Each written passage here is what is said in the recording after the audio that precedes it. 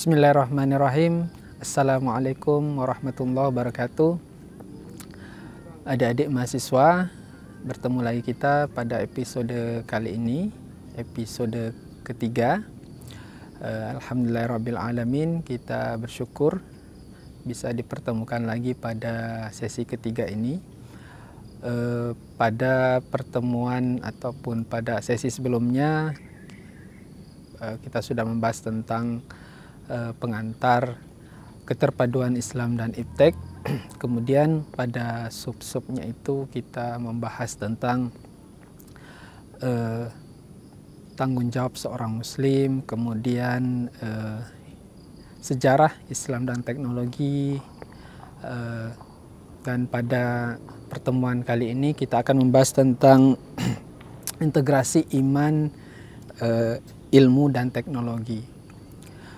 Kemudian pada sub kedua kita akan bahas tentang peranan iptek dalam mengenal Allah Subhanahu wa taala. Adik-adik yang dirahmati oleh Allah, tentang integrasi iman ini adalah menjadi fokus kita. Bagaimana integrasi iman, ilmu dan teknologi itu menjadi suatu kesatuan yang menyerap ataupun menyatu dalam diri seorang sarjana, apalagi sarjana muslim. Ini akan menjadi sebuah implikasi ketika di mana adik-adik mahasiswa itu bisa mengintegrasikan kedua aspek ini, akan menjadi seorang sarjana yang ideal, dalam arti kata menemukan jati dirinya sebagai seorang yang menguasai bidang keilmuan sains atau IPA, kemudian juga menguasai ilmu-ilmu keislaman. Jadi seperti sejarah yang sebelumnya saya sudah sampaikan, bagaimana ilmuwan muslim itu dikenal sampai sekarang karena mereka berhasil memadukan antara kedua aspek tersebut. Kemudian ketika tujuan dari keislaman, keilmuan dan teknologi ini tidak bisa dicapai, apa yang menjadi implikasi dari kedua ini? Artinya kita akan menemukan kehancuran. Kehancuran apa? Kita tidak berhasil menemukan seorang sarjana yang ideal sebagaimana yang kita harapkan, di mana bisa mengamalkan ilmu-ilmu keislaman, bisa mengamalkan ilmu kealaman, ya. Jadi kita mengharapkan dari mata kuliah ini tercapainya integrasi ini tadi menjadi suatu poin penting, menjadi perhatian penting khususnya bagi kita yang bergelut di bidang sains. Khusus di bidang pembelajaran, saya menekankan khususnya kepada dosen-dosen khususnya, karena saya bertanggung jawab sebagai seorang kaprodi tadris IPA, saya menyampaikan bahwasanya setiap dosen itu harus menginternalisasikan atau memasukkan nilai-nilai keislaman yang harus dipelajari dalam mata kuliah keipaan tadi, ya. Ada fisika, ada kimia dan biologi. Kemudian yang saya sampaikan juga di situ adalah sebelum memulai pembelajaran harus dimulai dengan membaca kitab suci Al-Quran. Kenapa? Paling tidak ketika mahasiswa belum memahami secara penuh tentang apa yang mereka baca, paling tidak energi ataupun spirit ketika memulai pembelajaran dengan membaca ayat-ayat suci Al-Quran itu akan memberi energi tersendiri, ya. Itu yang saya sampaikan.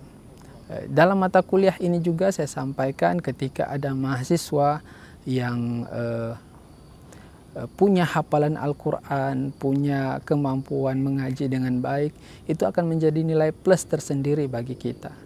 Karena tidak cukup menggeluti ilmu-ilmu keislaman dan sains tapi tidak bisa diintegrasikan dalam kehidupan sehari-hari. Nah, ini yang menjadi keprihatinan dan perhatian kita, di mana integrasi iman, ilmu, dan teknologi adalah suatu yang menjadi perhatian. Walaupun ini bukan adalah mata kuliah yang inti dari prodi ini, tetapi ini adalah pengantar bagaimana mahasiswa bisa memahami kenapa sih dalam kampus perguruan tinggi keagamaan seperti IAIN Bengkulu ini diajarkan ilmu-ilmu keislaman. Nah, disinilah titik pentingnya. Pada episodenya yang sebelumnya saya sudah menjelaskan bahwasanya terbentuknya insan yang paripurna dalam memahami Islam dan sains pada konteks yang sama. Oleh karena itu, yang menjadi pertanyaan kemudian adalah apa peranan iptek dalam mengantarkan kita dekat pada Allah? Ya,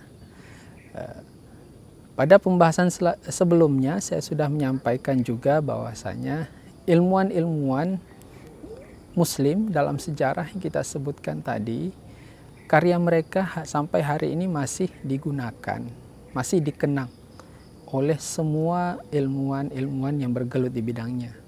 Seperti Ibnu Sina di bidang kedokteran, itu masih digunakan buku ataupun karyanya sampai sekarang di bidang kedokteran, walaupun beliau sudah tidak ada. Ini mengindikasikan apa?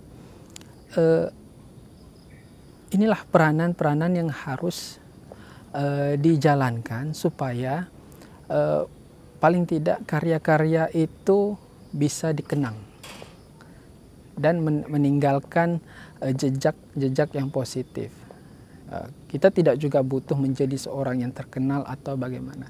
Tapi kembali kepada tujuan tadi, bahwasanya tujuan kita belajar adalah untuk semakin mendekatkan diri kita kepada Allah Subhanahu wa taala. Kemudian kita akan sampai kepada esensi bahwasanya apa yang kita pelajari ini tidak ada yang sempurna kecuali Allah Subhanahu wa taala. Apa maksud dari poin ini? Maksud dari poin ini adalah dengan menggeluti keilmuan-keilmuan sains dan teknologi, kita menemukan produk-produk yang dihasilkan itu sebaik apapun, dia akan mempunyai masa expirednya atau masa ajalnya.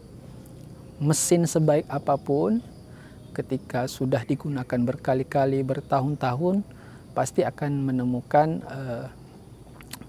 ajalnya. Dalam artian sudah tidak pada performa pada awalnya. Jadi kita sudah sampai nanti pada suatu pemahaman, tidak ada yang sempurna, tidak ada yang abadi di dunia ini kecuali Allah Subhanahu wa taala.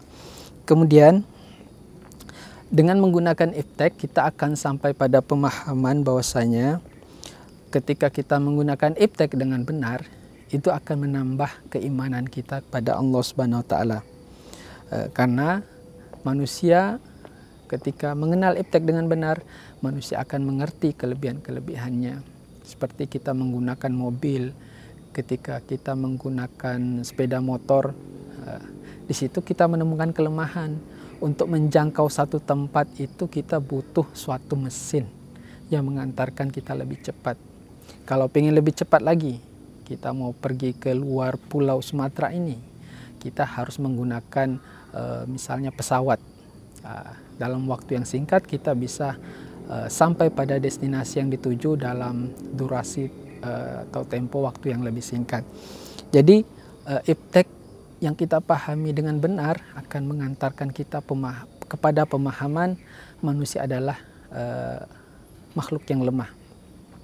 Tidak ada yang bisa menandingi dari kekuasaan Allah Subhanahu wa taala.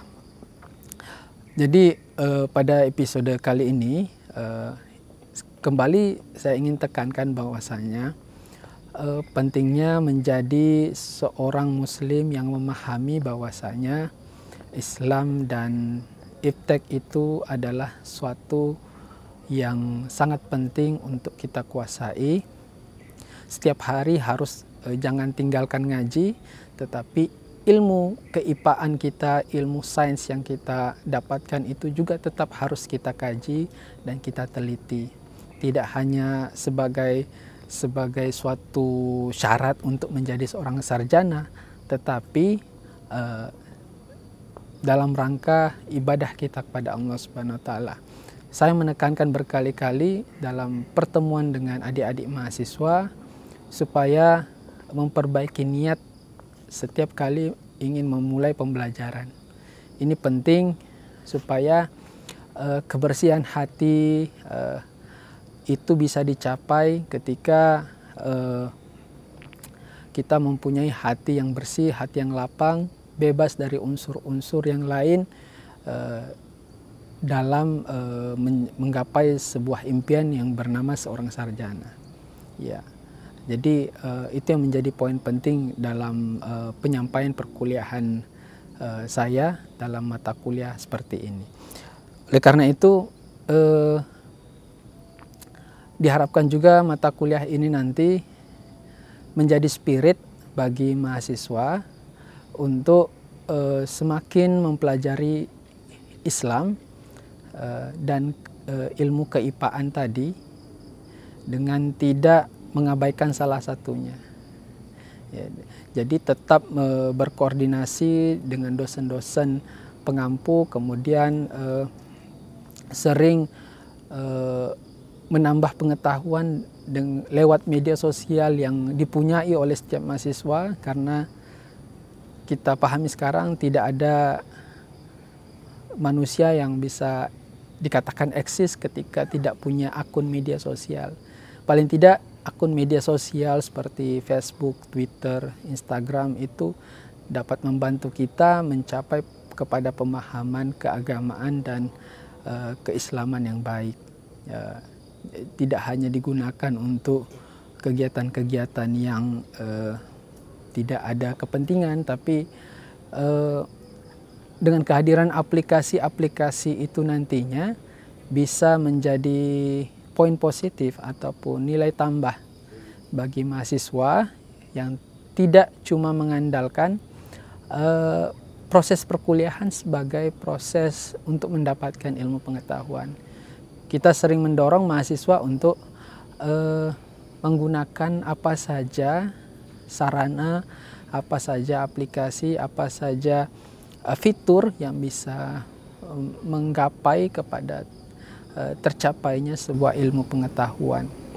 Oleh karena itu, sebelum menutup dari perkuliahan ini, sekali lagi harapannya dalam mata kuliah ini kita bisa menyampaikan